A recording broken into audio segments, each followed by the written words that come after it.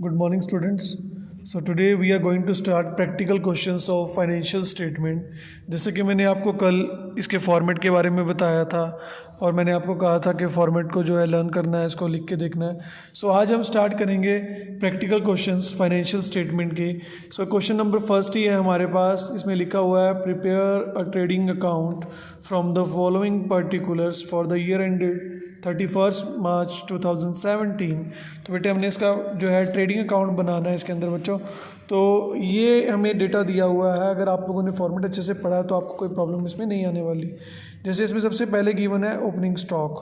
Okay, तो opening stock जो है सबसे स्टार्टिंग में हम लिखते हैं टू ओपनिंग स्टॉक 2,50,000 रुपीज़. जो ओपनिंग स्टॉक इसके अंदर है वो हमने लिख दिया. उसके बाद जो है आपके पास क्वेश्चन में परचेज़ गिवन है. परचेज़ जो है वो 7 लाख रुपीज़ गिवन है. तो उसको भी हम एज इट इज़ यहाँ लिख देंगे to purchases. Okay, 7 lakh rupees. क्योंकि परचेज़ मैंने अंदर इसलिए लिखा पर्टिकुलर में बिकॉज इसमें से परचेज़ रिटर्न लेस होता है. फॉर्मेट आपने कल किया ही था. Trading account for the year ended लिखते हैं, डेबिट क्रेडिट पर्टिकुलर अमाउंट, ये इसका जो है फॉर्मेट होता है. तो मैंने इसको अंदर इसलिए लिखा बिकॉज क्वेश्चन में कहीं ना कहीं परचेज़ रिटर्न हमें मिल जाएगा. फिर हमारे पास आती हैं सेल्स हमारी इनकम होती हैं. तो सेल्स को हम लिखते हैं यहाँ पे, इसको भी इनसाइड ही लिखना है. 18 लाख रुपीज़ की जो है आपके पास सेल है, हमने लिख दिया इसको. फिर हमारे पास वेजिस हैं. वेजिस आपके डायरेक्ट एक्सपेंसेस होते हैं और ये ट्रेडिंग अकाउंट में हमारे पास आते हैं, तो वेजिस भी लिख देंगे. ये 2,06,000 रुपीज़ आपके जो है वेजिस हैं. उसके बाद हमारे पास कैरेज इनवर्ड है. कैरेज इनवर्ड बेसिकली जो किराया भाड़ा होता है गाड़ी का, जो ट्रक्स हमारे पास आते हैं ट्रांसपोर्टेशन का. तो इनवर्ड मीन्स जब आप रॉ मटेरियल परचेस कर रहे हो या कोई प्रोडक्ट अपने लिए परचेस कर रहे हो सेल करने के लिए, तो उसमें हम पे करते हैं, तो उसे इनवर्ड बोलते हैं. 34,000 है. फिर कैरेज आउटवर्ड है, ये इसका पार्ट नहीं है बिकॉज ये सेलिंग एक्सपेंस का पार्ट होता है, तो इसको हमने इग्नोर करना है, ये नहीं आएगा. फिर हमारे पास मैन्युफैक्चरिंग एक्सपेंसेस हैं. मैंने आपको बताया था कि ट्रेडिंग अकाउंट जो है it is only related to your manufacturing your trading purpose. तो आप मैन्युफैक्चर कर रहे हो प्रोडक्ट को, तो ये भी लिखना पड़ेगा आपको. Then we have purchase return. Purchase return को माइनस करना होता है परचेज में से. इसकी जनरल एंट्री होती है purchase return account debit to purchases account, इसलिए इसको हमने यहाँ से लेस करना है. तो एंट्री होगी परचेजेज रिटर्न, लेस करेंगे 22,000 रुपीज़ हमने जो लिस्ट में से लेस किया. तो मैं अभी बैलेंस लिख लेता हूँ इसका, 6,78,000 रुपीज़ आ जाएगा. Then we have sales return. इसको भी हमने यहाँ से लेस करना है सेल्स रिटर्न को. ये हमारे पास जो है 36,000 रुपीज़ का है. इसको लेस करेंगे तो ये 17,64,000 रुपीज़ हमारे पास आ जाएंगी. फिर हमारे पास है gas fuel and power. Gas fuel and power भी आपका फैक्ट्री का ही है, तो इसको भी लिखेंगे 75,000 रुपीज़ लिख लिया. डॉक चार्जेस, जब आप प्रोडक्ट को इंपोर्ट करवाते हो, ठीक है, तो उस पर जो डॉक में आप फ़ीस पे करते हो मैंने बताया था, तो वो चार्जेस हैं 8,000 rupees. Then we have factory lighting. Factory से लाइटिंग है, लाइट वगैरह का जो खर्चा होता है फैक्ट्री में इलेक्ट्रिसिटी का वो. फिर हमारे पास ऑफिस लाइटिंग है, ये नहीं आएगी. ऑफिस लाइटिंग इसलिए नहीं आएगी because it is only related to your office. And here in trading account we are only talking about manufacturing expenses related to your factory. Then फिर हमारे पास ये क्लोजिंग स्टॉक गिवन है. ये आउटसाइड द ट्रायल बैलेंस है. अगर ये inside दिया होता तो यहाँ पे इसको नहीं लिखते, इसकी रिकॉर्डिंग ही ना होती, पोस्ट ना करते. आउटसाइड देंगे तब यहाँ पोस्ट करेंगे. उसका मैं आपको बताऊँगा जब हम फुल फ्लैज क्वेश्चन करेंगे कैसा क्यों होता है. तो यहाँ लिखना है by closing stock. This is your 6 lakh rupees. अब जो है मोस्ट प्रोबेबली हमारे पास इनकम साइड इसमें ज़्यादा लग रही है, होती भी इनकम ही है ज़्यादा मोस्टली केसेस के अंदर. 23,64,000 आ जाएगा. अब ये सभी आइटम्स को इसमें से माइनस करके यहाँ पे लिखना है. If credit is more than debit, मैंने बताया था आपको जब क्रेडिट साइड ज़्यादा होती है डेबिट से तो लिखते हैं to gross profit debit side में, और जब डेबिट साइड ज़्यादा होती है क्रेडिट की तो लिखते हैं बाय ग्रॉस लॉस. तो अब यहाँ पे आएगा टू ग्रॉस प्रॉफिट और ब्रैकेट में लिखना है transfer to profit and loss account. अभी जो डिफरेंस आएगा वो हम ले लेंगे.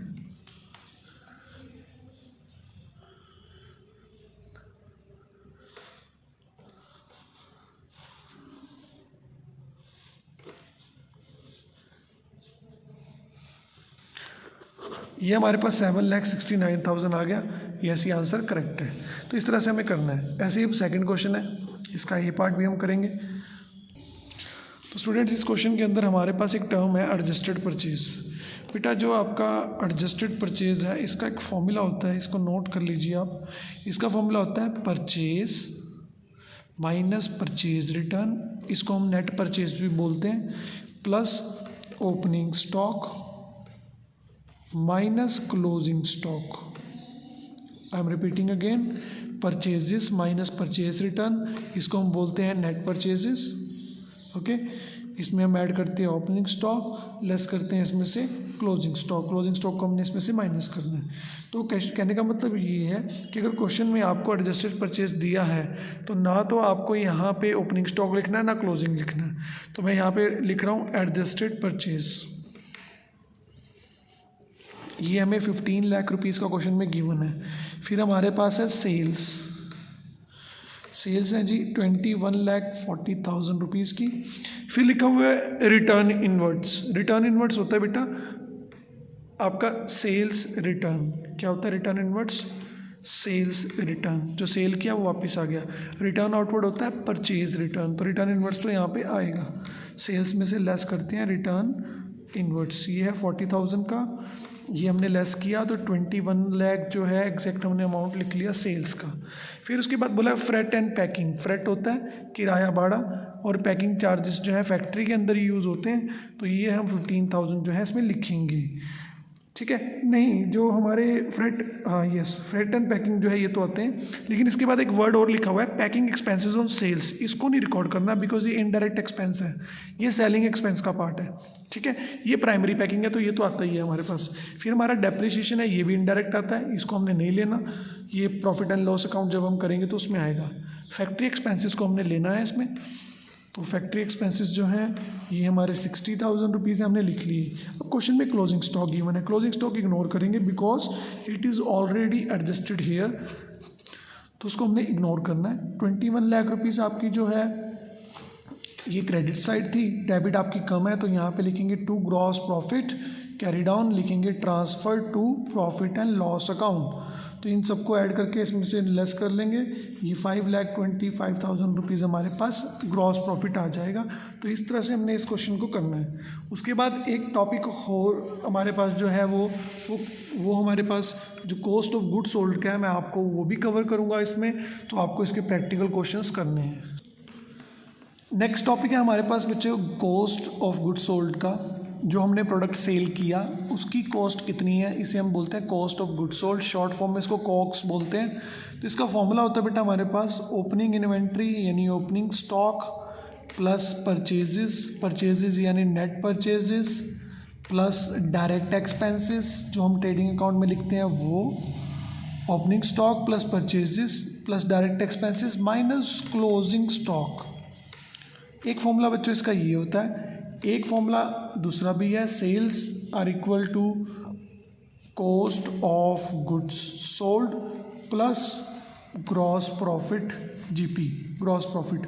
अगर लॉस होता है तो उसको हम लेस करते हैं ग्रॉस लॉस। तो आपको ये याद रखना बच्चों, अगर मैं इस फॉर्मूले से कॉक्स निकालता हूँ, कॉस्ट ऑफ गुड्स सोल्ड निकालता हूँ, तो ये तो यहीं रहेगा, ये इधर आ जाएगा। तो sales minus profit, gross profit अगर हम सेल्स में से माइनस कर दें तो भी हमारे पास जो है कॉस्ट ऑफ गुड्स सोल्ड आ जाती है। So let us be practical. ये थर्ड का जो ए पार्ट है अभी हम करेंगे। तो हमारे पास इसमें ओपनिंग स्टॉक भी गिवन है, वेजेस एंड सैलरी भी हैं, these are direct expense. Rent paid जो है डायरेक्ट एक्सपेंस नहीं है बिकॉज डायरेक्ट होता तो वो फैक्ट्री के बारे में मेंशन किया होता। नेट परचेसेस का मतलब हमारे यहाँ पे है परचेज माइनस परचेज रिटर्न। सो हमें यहाँ पे cost of goods sold he calculate करना है।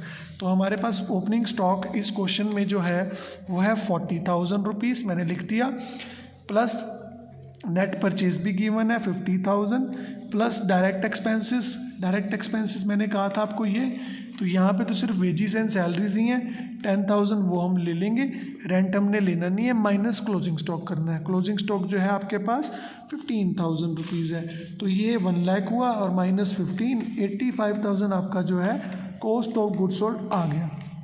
सो इस तरह से आपको कॉस्ट ऑफ गुड्स सोल्ड भी जो है कैलकुलेट करना है। तो बेटे आप इसके क्वेश्चंस ट्राई करना, 4-5 क्वेश्चन ट्राई कर लेना, उसके बाद जो फर्दर टॉपिक वो हम डिस्कस कर लेंगे।